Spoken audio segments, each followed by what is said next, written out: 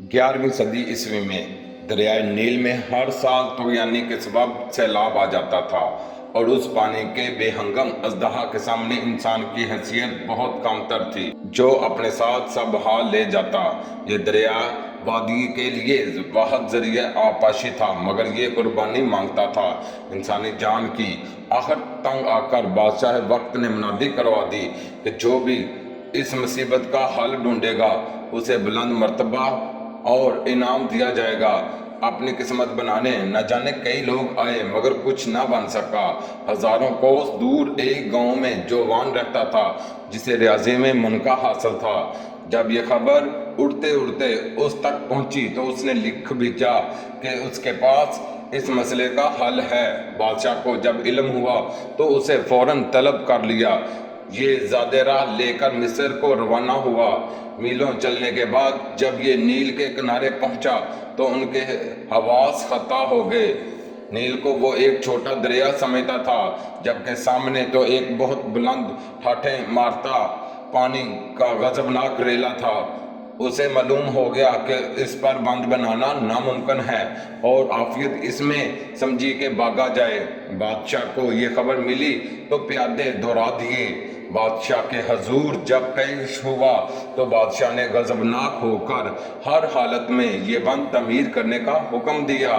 مرتا کیا نہ کرتا، یہ بند تعمیر کرنے میں جت گیا، مگر جلد ہی بادشاہ کو بھی اس ناممکن کام کا ادراک ہو گیا، لیکن وہ اس جوان کی ذہانت کا معترف ہو چکا تھا تو اس نے اسے مصر میں ایک انتظامی عہدہ دے دیا۔ ایک سائنسدان کیا جانے انتظامیہ کے معاملات، جلد ہی یہ اس کام سے بیزار ہو گیا، مگر بادشاہ وقت سے جان چھڑانا اتنا آسان نہ تھا۔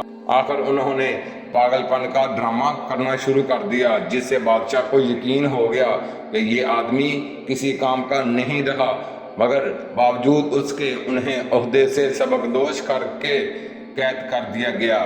یہ جوان 12 سال تک قید رہا، بالآخر بادشاہ کی وفات کے بعد آزاد ہوا۔ قید کے اس 12 سال میں اس نے ایک شہرہ آفاق کتاب لکھی جس نے آگے چل کر بصریات کے موضوع میں انقلاب برپا کر دیا۔ یہی وہ پہلا سائنسدان تھا جس نے یہ تفصیلاً بتایا کہ بصارت اصل میں کام کیسے کرتی ہے اور عکس دماغ میں بنتا ہے۔ اس کتاب کا نام کتاب المناظر ہے۔ دنیا اس سائنسدان کو آج بھی سب سے پہلا تجرباتی سائنسدان مانتی ہے اور ان کا ایجاد کیا ہوا سائنٹیفک میتھڈ جو جدید سائنس کی بنیاد ہے آج بھی استعمال ہوتا ہے۔ اس سے پہلے افلاطون کا ماننا تھا کہ آنکھوں سے ایک شعاع سی بنتی ہے جو کسی چیز پر پڑ کر دکھائی دینے کا سبب بنتی ہے۔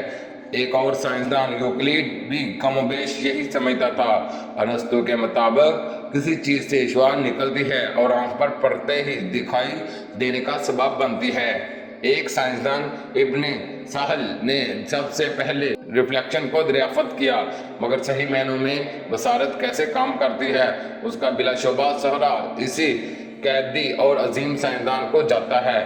انہیں آج بھی جدید بصریات کا بانی سمجھا جاتا ہے۔ آج 9 صدیاں گزرنے کے بعد اس بادشاہ کو کوئی نہیں جانتا، ان پیادوں کو بھی کوئی نہیں جانتا، حتیٰ کہ اس دربار کے کسی بھی فرد کو دنیا نہیں جانتی، مگر اس قیدی کو آج بھی مغرب الحسان جبکہ مشرق میں ابن الحیتم کے نام سے جانا جاتا ہے۔ اگر ویڈیو اچھی لگے تو ہمارے چینل لسانی اسلامک واقعات کو سبسکرائب کر دیں۔ شکریہ۔